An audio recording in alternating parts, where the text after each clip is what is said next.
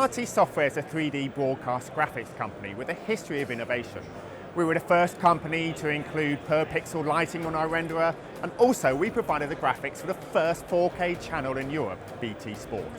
We have over 20 years of experience in supporting customers all over the world, so we have a deep expertise and knowledge in broadcast graphics infrastructure and workflow, allowing us to support our customers as their business requirements develop.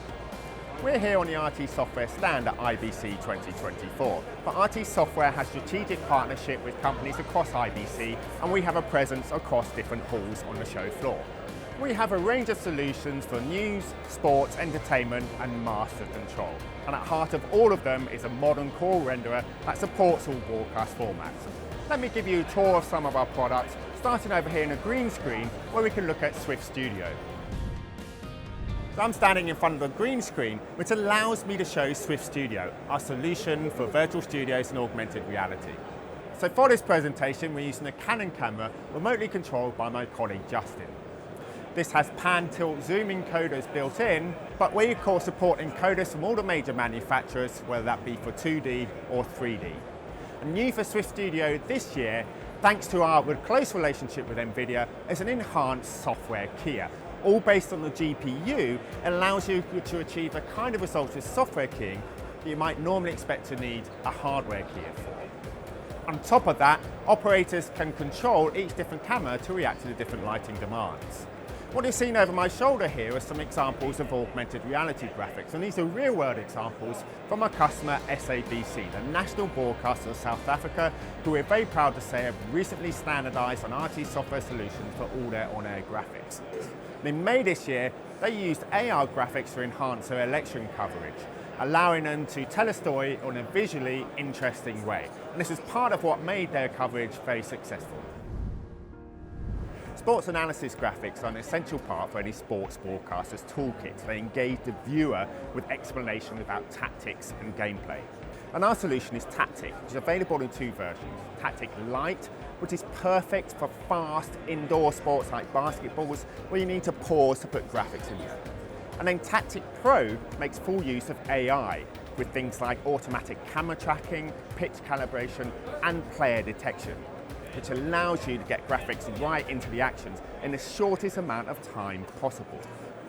And new for this year is Team ID, where we're detecting not just the players, but also which team they belong to. Both versions can be controlled by a presenter, whether from a touchscreen or a handheld device such as a tablet. We also support multiple workflow options, whether file-based or connecting to external replay servers. So we make sure the story goes to air before it's lost its impact. And this is all very important for operators because it allows them to get complex sequences of graphic analysis to air in the shortest amount of time possible. Let me give you a closer look. So I have a clip here, and up here we have some of the AI features. I can automatically chroma key, I can calibrate the pitch here, we can track the camera, and also this button detects the players. Not only where they are, where they're going to move to, but also if you can see the different colours for each team that they represent. So that allows me to very quickly put a shape around one of my teams, like so. Let's take off my motion paths, press play, and that automatically follows the team. So I'm showing the shape. So that shows you how easy and quick it is to get graphics right into the action. Once I have them, of course, we can save them as an analysis. So let's look at one we did before, and I'm ready now to play this to air. And here's quite a more complex kind of analysis showing lots of different stories. We have highlighting players there using the player detect, an eyesight view. We have an image on the pitch, it's static there. Highlighting this player, putting speed so we can measure how fast this player is running, putting that player into a different position and see the goal being played out. On this clip, we have another goal with a potential offside. So let's pause it. Let's pause it when we get to the offside. We've got a region around these players. Here we go. The ball's played through. We've got an offside wall. We can't really see from this angle. So what I'm going to do is just morph to the other camera angle and see, well, this player is just about onside. Let's play it through and see the goal being scored. So let me show you how a presenter might control these analysis, whether from a handheld device like a tablet or, as we have here, a touchscreen. You can see I'm already in the middle of an analysis sequence, and using the touchscreen I press play to start advancing it. So we're now moving on. And at any point I can pause, add an arrow.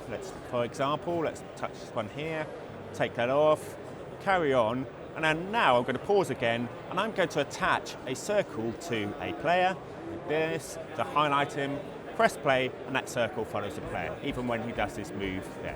So it's given the power of controlling the analysis and adding to the story straight into the hands of your presenter.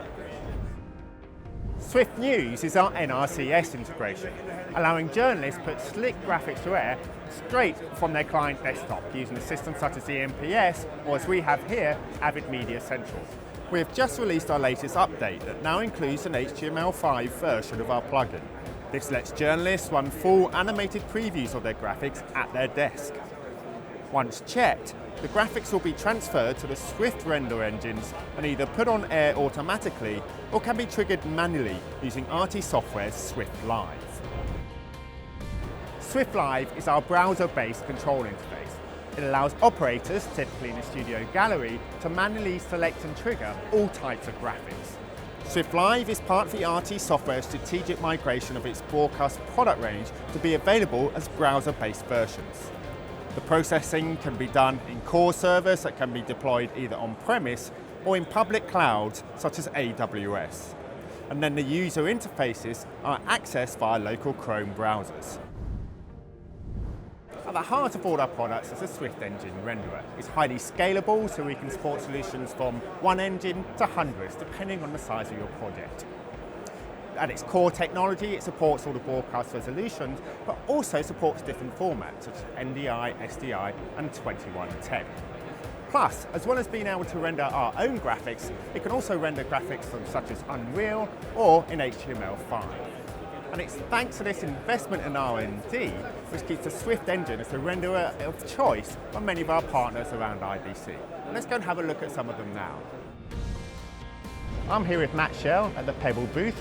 Pebble are a technology partner focusing on playout, and we've integrated Swift engine to their solutions. Matt's going to tell us more. Thank you, Lou. Basically, IBC this year, we have RT software running on our Pebble Enterprise integrated channel products. This means that we can offer our customers high quality 3D graphics rendering real time on our playout solution. The render engine uses projects created by the RT software authoring tools, which offer a range of features suitable for MCR, master control rooms, and also live graphics, and is used by many customers throughout the globe, and we look forward to getting more business with RT. Thank you, Matt. Thank you. I've come over to the Grass Valley stand and met up with Steve Hart, RT Software's Development Director. RT Software and Grass Valley have a long-standing relationship going back over 20 years. We're a founding member of the Partnership Alliance, which gives us an infrastructure route to Grass Valley AMP technology, with support for SDKs, developers, and AMP certification. Perhaps you can tell us more, Steve. Yeah, sure. So what we're showing here at the show today is the latest revision of our render engines. And we're currently running 5 instances on an AWS EC2 instance resident in the AMP tenancy, which is being used here at the show. 2 of those render instances are being used by the Playout X control system for playout automation, graphics for advanced graphics for linear TV. The other thing that we're doing here is we're showing our the other 3 engines that we're running are being used to produce live production using our web control interface, and we're demonstrating this here. So we have our web interfaces here running on the stand, and these are controlling the other 3 instances that are running in AWS. The reason that we're able to do all of this is the technology that we've developed as part of the integration with Grass Valley to enable us to be able to scale and modularize our graphic solutions. The last thing we've got on here is our new web authoring interface that allows us to create content wherever you may be. So our solutions can work remote, local, on-prem, or in the cloud running under Kubernetes, for example. The last thing that we should probably point out is the new version of our engine that runs with AMP. If any existing customers are migrating over to the AMP platform, then all of your existing graphical assets and projects will run seamlessly in the AMP environment. So Steve and I are now with NVIDIA on the Dell stand where we're going to look at our integration to Holoscan. Steve, can you tell us a bit more about that? Yeah, so we've got Holoscan working here. This is a software-defined platform for scaling media applications and media frameworks leveraging GPU for rendering, AI, color space conversions and so on. It's a off-the-shelf software stack using open source components. And what NVIDIA have done is that they've bolted together those stacks to enable us to containerize our rendering solutions, which means that we can operate under a Kubernetes Docker container environment, which gives us scalability, redundancy, failover. Underneath it's running NVIDIA GPU and it's running Rivermax DPUs for 2110 video I/O.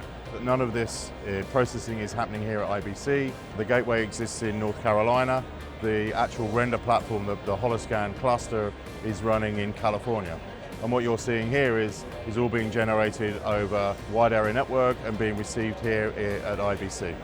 In order for us to be able to achieve this, we had to do a lot of development work within our render engine. We have to be able to support headless rendering. We have to be able to support Vulkan. But luckily, our render engine was able to do that. So this now enables us to create a containerized rendering solution.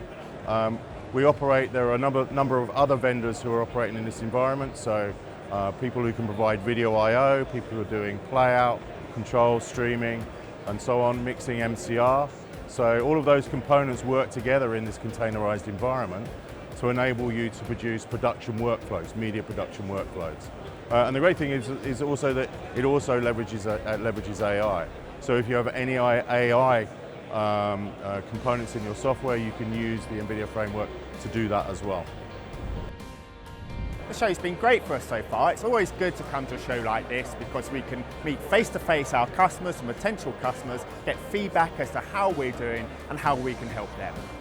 The broadcast industry is constantly evolving with emerging trends and technologies such as AI and web-based solutions.